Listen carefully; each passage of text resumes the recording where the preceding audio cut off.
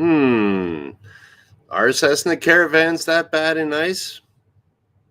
I'll get into it. Welcome to the Superpilotish channel. My name is Graham Wilson, and today in my basement, I'm going to be telling you all about icing, not the tasty stuff on a cake, but the stuff that builds up on an airplane, and you kind of don't want that.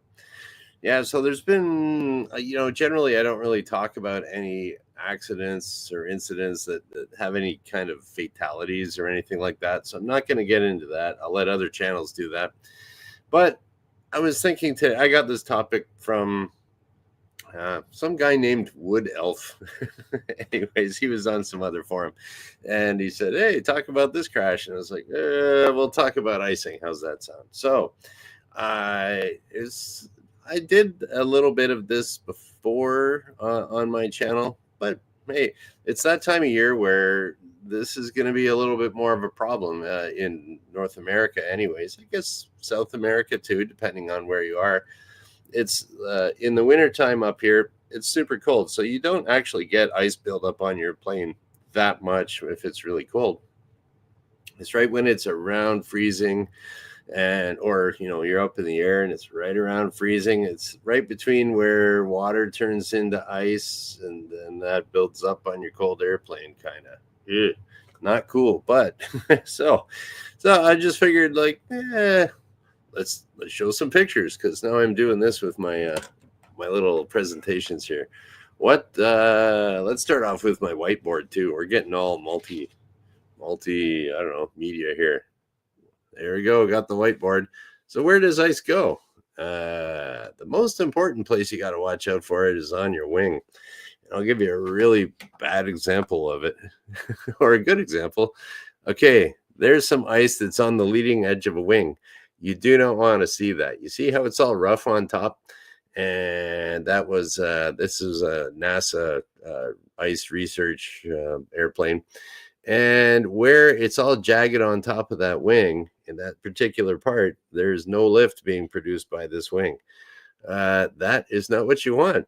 Wings are supposed to go flying, right? Uh, that's why birds have them.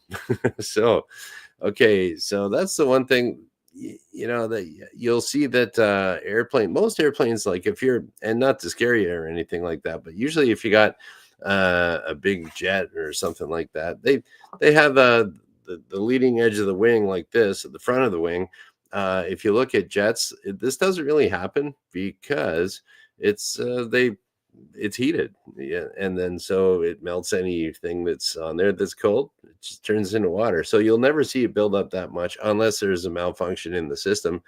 And even still, I know that if you're going to have a airplane that's your big jet that you're going to be flying around, going on a vacation or something like that, I know for a fact that in order for those things to be certified into known icing conditions, like, so even if your heated wing, if that fails on you, they have to be able to maintain flight with 6 inches of ice on the front.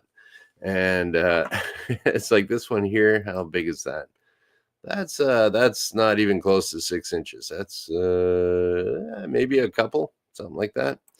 But yeah, those planes, they got so much horsepower and everything, and they fly around and they build up 6 inches of ice on the front of the wing, and they document it, and the plane doesn't crash. And they tell the government, "Here's our data," and they go, "Okay, certified in icing." So you really don't have to worry about that on big planes, but like the Cessna Caravan, that's a small plane. That's a different story. And that's what I'm a flight instructor, so I fly little airplanes. So where else can the wing, make sure your wings have no ice on them. It really does affect how they fly. And even the smallest amount, if you got like just like frost in the morning, even on a little Cessna 122 or 172, I've flown one with a little bit of frost, and I thought, that was okay. It wasn't. It was no fun.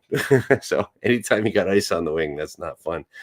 Get down lower, melt that stuff off in the warmer the warmer air down low, and get to an airport. Land, get on the land, get on the ground. Okay, so where else can ice build up? Everyone thinks of the wing, but do you ever think about ice being on the tail? There's that little part at the back of the plane. goes up and down, kind of like a T shape or something like that. Yeah, you can get ice on that too. So here's an example of some just basically some frost. Okay, that is illegal to go flying with, even that little bit. At that point, like I know in Canada, anyways, and I'm pretty sure most places in the world, the rule is there's critical surfaces of the airplane, your horizontal stabilizer and your elevator here. That is considered a critical surface, and it must be absolutely clear of ice, but even a little bit of frost that can build up there, and at that point, you're a test pilot.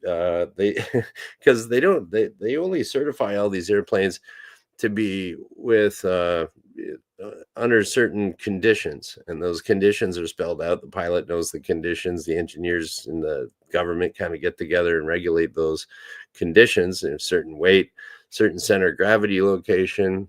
What type of weather can it handle? Is there a limitation on this or that? So depending on the aircraft and the technology. So there we go. You don't want to be seeing that. It can build up, and it can also build up on the leading edge of your tail.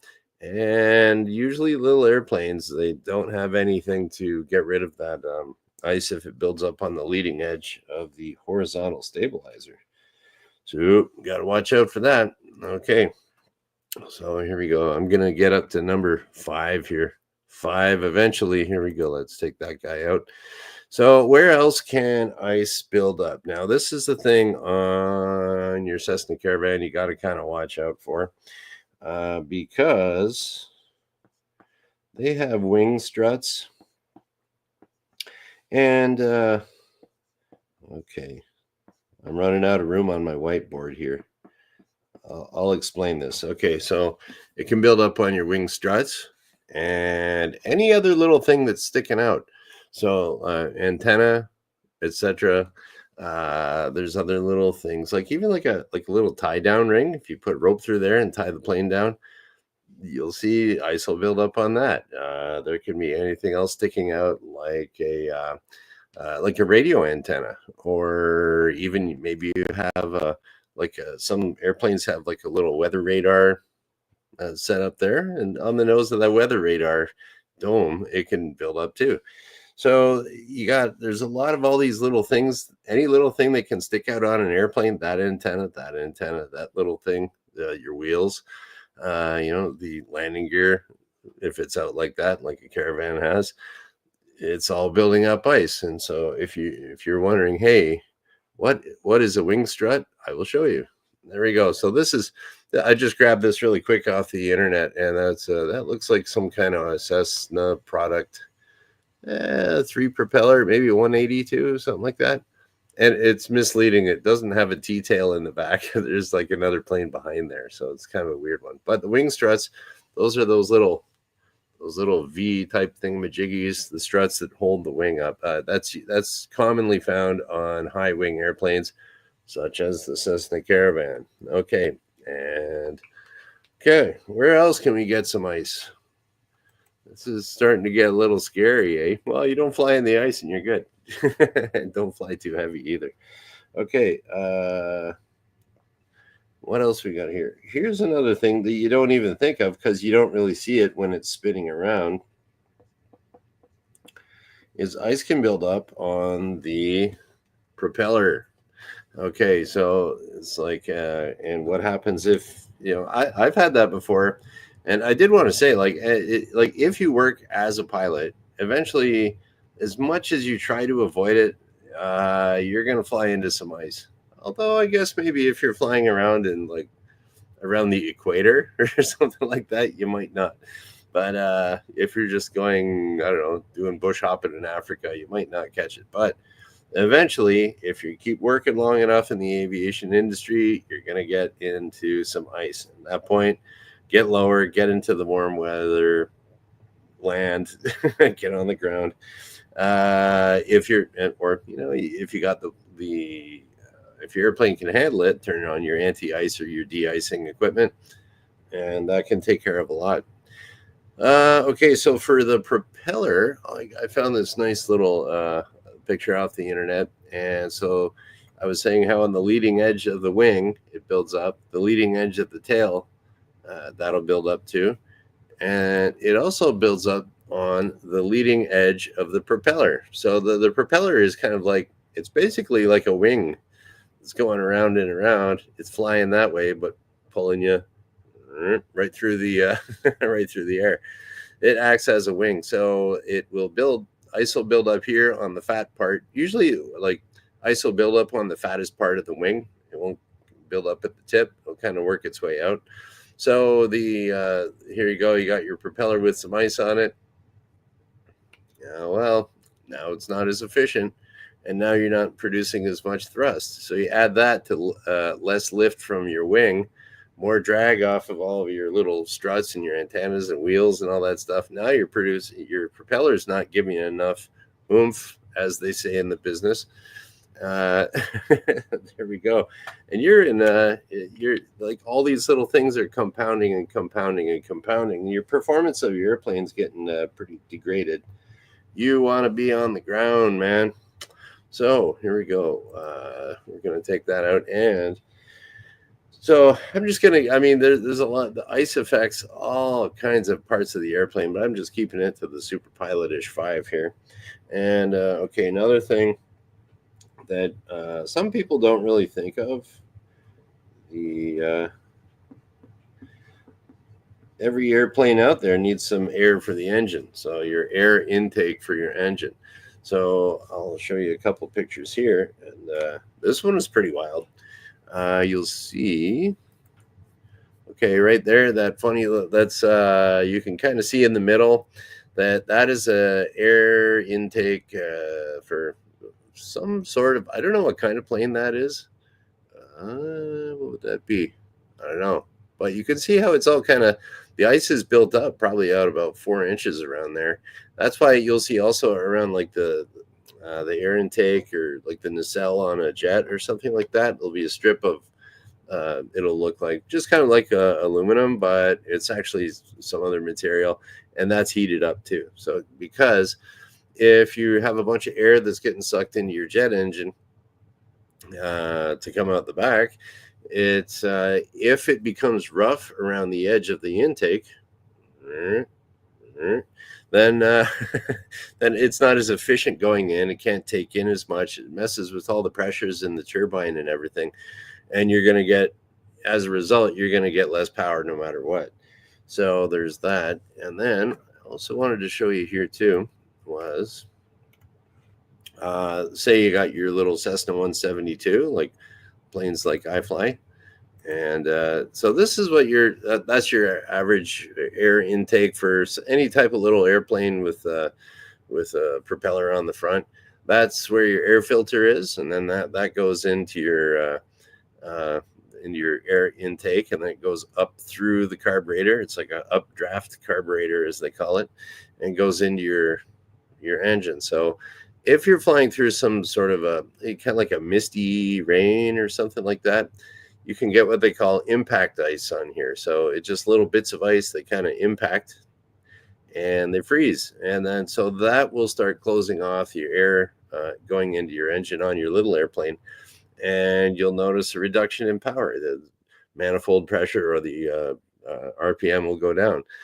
And at that point, so you're adding all these things together, and you got you're gonna have a bad day.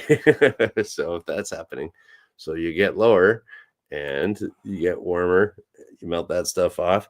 Yeah, in that case, of course, you'd put on your carburetor heat or alternate air or whatever you have. So if you think about all these things, where ice can go on your plane, like it adds up pretty quickly and at a geometric rate. And then as all this stuff is happening, your wing is losing lift at a geometric rate. Your tail is reducing downforce and at a geometric rate. Your struts and your antennas, etc., are accreting ice at a geometric rate, and that's adding more weight to your plane too. So you can, on a big plane, you could have like another 100 pounds of ice on there. That makes a difference in your performance. The propeller is increasingly, you're getting at a geometric rate. It's it's losing its thrust and efficiency. So that's less, it's getting harder here. And your intake, now you got less engine power. So all these things, they all work against you as a pilot, and you want to pay attention to that. So uh, don't fly into ice, boys and girls. And is the Cessna Caravan that bad in ice? It's kind of like any other airplane, that it has to be flown within the certain parameters of no ice. And the thing is, the Cessna Caravan is such a workhorse, and there's so many of them around, that unfortunately there's going to be mistakes made with that. Like I said, if you're working as a pilot in the industry, you will fly into ice at some point. Hopefully, you're not overweight.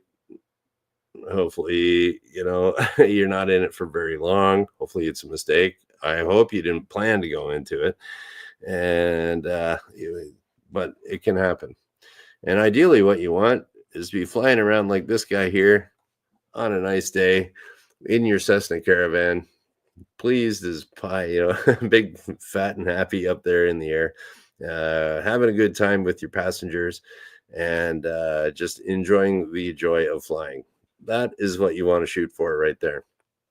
Uh, so that's my happy ending for this. So yeah, there we go. So nobody was in the chat here today. I guess everyone's started a long weekend, but that's okay. I usually do this show kind of about 20 minutes or so. And so there we go. Don't fly into ice, or if you do, you know what to do. I've said it a few times already. What do? Get lower where it's warmer and get to an airport and land. Or, you're turning on your anti-ice and de-ice equipment, and know that stuff too. Do you turn it on first? Do you turn it after it builds up? Know your airplane and the equipment that you have to use. Fly it within those parameters, and you are going to be a happy pilot, just like this guy right here. Okay, so there we go. That was my show for today, and I'm gonna check. I don't know. I kind of added it here. I might be on X right now. I don't know. I was just fooling around with the StreamYard thing right here. That's what that little duck is. It's StreamYard. I'm not paying for this right now, so I gotta have this little duck thing up here. So I don't really get any money for this yet. Yet, you never know. I'm giving this show like about 5 years, and if it doesn't work out, I can always wrap it up. But it's been pretty fun so far. And okay, so today is Friday. Excellent. I'm gonna order pizza, man. And then Friday. So yeah, so I'll be back on Monday, because I do this Monday, Wednesday, Friday at noon Eastern. And no questions today in the chat or anything like that. So cool. Everybody have a great weekend, and we'll catch you on Monday at noon Eastern. Okay, thank you for watching. Bye.